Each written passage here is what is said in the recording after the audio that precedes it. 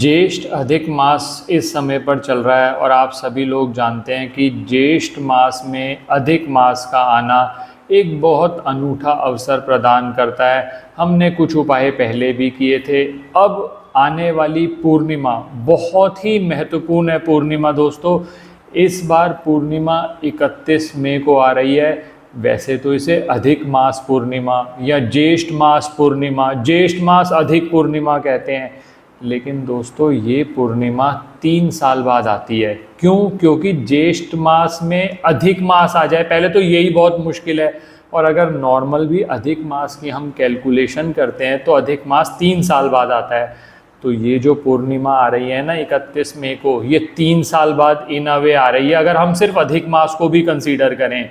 और इसीलिए इस पूर्णिमा का नाम दिया जाता है, शास्त्रों में से कहा जाता है सर्व सिद्धिदायनी पूर्णिमा। सर्व सिद्धिदायनी का मतलब ये है कि जो भी आपके मन में मनोकामना है, कोई आपको बहुत समस्या चलती आ रही है, तो इस दिन कोई भी उपाय करना आपको कई गुना ज़्यादा फल देता है। तो आज मैं 3 छोटे छोटे काम, क्योंकि बजट सभी का ध्यान रखना है, उस बजट को ध्यान में रखते हुए कि मिनिमम आपके पैसे लगे और मैक्सिमम लाभ हो, अलग अलग हेतु के लिए मैं 3 कार्य आपको बता रहा हूँ जो आपको 31 को जरूर करने हैं। अब पंचांग की बात कर ली जाए दोस्तों, 30 मई को ये शुरू होगी 11:57 पर और ये चलेगी 31 मई तक 2:14 तक। अब 31 मई को करने हैं हमने सारे के सारे उपाय। क्या उपाय हैं, लास्ट तक बने रहे, सब बताऊंगा आपको किस तरह से उपाय करने हैं। मैं विकास मल्होत्रा स्वागत करता हूँ आपका लाल किताब एस्ट्रो सेंटर चैनल पर।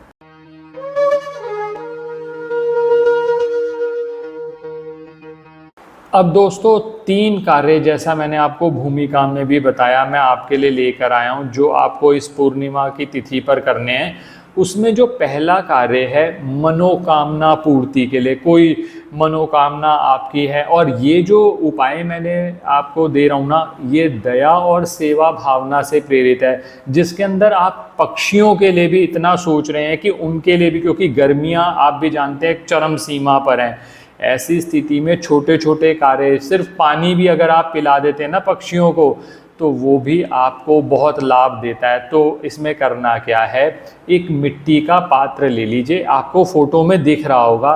ये मिट्टी का पात्र ले जाकर वहाँ पर जहाँ पक्षी बहुत आसानी से आपको मिल जाते हैं, बहुत जगहें होती हैं, सबने आइडेंटिफाई किए होते हैं, और आप चाहें तो अपने घर के आसपास कहीं पार्क, बाहर, घर के अंदर नहीं करना, घर की छत पे नहीं करना, आप घर के बाहर कहीं पर आपको पार्क मिलता है, वहाँ पर आप ये पात्र रख दें, अच्छे से धोकर उसमें शुद्ध जल, अपना साफ सादा जल भर दीजिए, और उसके साथ थोड़ा सा बाजरा, और अगर हो सके तो जैसे आजकल कौवे भी मिलते हो अगर आपके घर के आसपास, तो थोड़ा सा पनीर रख दीजिए।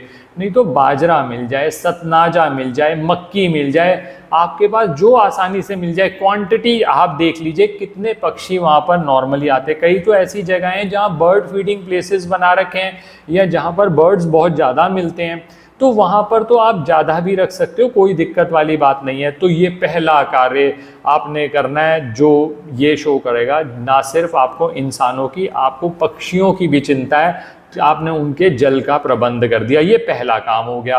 अब दूसरे कार्य पर आता हूँ। जैसा कि मैंने कहा, ये सर्व सिद्धिदायनी पूर्णिमा है, अधिक मास की पूर्णिमा है, और ऐसे में वैसे भी पुरुषोत्तम मास में ये कहा जाता है भगवान विष्णु की जितनी आप पूजा अर्चना करते हैं आपको उनका आशीर्वाद जरूर मिलता है।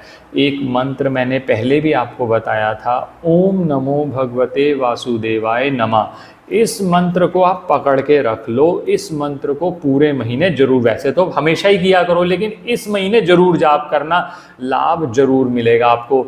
आपके लाभ के लिए मैंने इस मंत्र का अलग से लिंक शेयर कर दिया है जो हमारे म्यूजिक चैनल पर है। हमने सिर्फ इस मंत्र को रिकॉर्ड कर दिया ताकि आप आंख बंद करके इसको सुनते रहें, तो ये चलता रहेगा, तो आपको एक वाइब्रेशंस पॉजिटिव आती रहेंगी। इसके साथ साथ ही छोटा सा काम जो सेकंड मेरे कार्य में है, वो ये करना है, आपने एक मिट्टी की मटकी ले लो, छोटी मटकी भी ले सकते हो, ढक्कन समेत होनी चाहिए। उसके अंदर थोड़े से चावल भर दो। चावल कितने भरने, जितने उसके अंदर आ जाए। उसके अंदर आपको 3 हल्दी की गांठें, एक सुपारी डालनी है, ढक्कन बंद कर दीजिए और इस पात्र को आप दान कर देंगे धर्म स्थान में। किसी भी धर्म स्थान में कर सकते हो, भगवान विष्णु की जहाँ मूर्ति हो वहाँ पर जाकर भी आप रख के आ सकते हैं। तो ये दूसरा कार्य हो गया। ये पूर्णिमा के दिन आपकी तरफ से दान होगा। और इसके अलावा अगर आप चाहें किसी को, कोई गरीब व्यक्ति को कुछ और देना, बहुत लोग ऐसा होता है जो पूछते हैं कि सर हम अगर किसी गरीब व्यक्ति को कुछ और देना चाहें तो उसके लिए कोई आइडिया दे दीजिए। तो उसके लिए आप ये कर सकते हो, जैसे 5 किलो आटे की थैली ले लीजिए, 5 किलो चावल की थैली ले लीजिए, या 5 किलो कोई भी ऐसा अनाज, सूखा अनाज ले लीजिए, 1 किलो ले लीजिए, अपने सामर्थ्य के अनुसार ले लीजिए, वो किसी भी गरीब व्यक्ति को दे दो। तो ये 2 कार्य, पहला कार्य जो मैंने बताया पक्षियों के लिए जल की व्यवस्था, पहला काम। दूसरा काम मैंने कहा कि आपने एक मिट्टी का पात्र ढक्कन समेत कुछ चीज़ें भरकर आपने मंदिर में रख के आना है। किस समय? किसी भी समय कर लो, कोई दिक्कत नहीं है। ये 2 कार्य हो गए। अब आते हैं तीसरे कार्य पर। दोस्तों, जो तीसरा उपाय आपके लिए लेकर आया हूँ, तीसरा कार्य जो आपने करना है ये है आपके चंद्रमा को अच्छा करने के लिए। पूर्णिमा का दिन है, चंद्रमा को अच्छा करने का बहुत अनूठा अवसर होता है। और दोस्तों, आजकल जो लोग कंसल्टेशन ले रहे हैं ना, उनमें बहुत सारे, इवन 90-95% लोग ऐसे हैं जो किसी न किसी मानसिक समस्या से ग्रसित हैं। कोई ना कोई एंग्जाइटी, डिप्रेशन, और वैसे भी दोस्तों कभी नौकरी नहीं लग रही या व्यापार नहीं चल रहा, पैसे नहीं आ रहे, तो मानसिक समस्याएं तो अपने आप ही बढ़ जाती हैं। तो ऐसी स्थिति में चंद्र से संबंधित बहुत दिक्कत आती है। और कई बार क्या होता है, आप अपनी पत्रिका में भी चेक करिएगा, अगर चंद्रमा एफ्लिक्टेड है या चंद्रमा ऐसे हाउसेज में, जैसे खाना नंबर 8 में है, 12 में है, तो ऐसी स्थिति में चंद्र से संबंधित समस्याएं जल्दी आती हैं, बहुत देर तक आती हैं। बहुत लोग ऐसे हैं जो सेंसिटिव ज़्यादा होते हैं। कई लोग आपने देखे होंगे ना, छोटी सी बात कह लें, वो उसी को लेके अंदर अंदर गुनते रहते हैं और परेशान रहते हैं। आप कहते हैं कि मैंने तो ये बात 3 महीने पहले कही थी, वो 3 महीने से बेचारा परेशान ही है। हो सकता है शायद आपने उस इंटेंशन से कही भी ना हो। ऐसी स्थिति में चंद्र के लिए उपाय करना, जब भी हमारे पास कोई कंसल्टेशन के लिए आता है, हम उसको एक चंद्रमा का उपाय जरूर बताते हैं, क्योंकि चंद्रमा अच्छा हो गया, मन अच्छा, तो बहुत सारे काम आपके बन जाते हैं। वो चंद्र का उपाय आपकी किस हाउस में है चंद्र, उसके हिसाब से हो सकता है, या इन जनरल भी हो सकता है। आज जो मैं उपाय बता रहा हूँ ये चंद्रमा को पक्का अच्छा करेगा करना। और सबसे बड़ी बात, आसान है, सस्ता है, आराम से करना आपके लिए बहुत संभव है।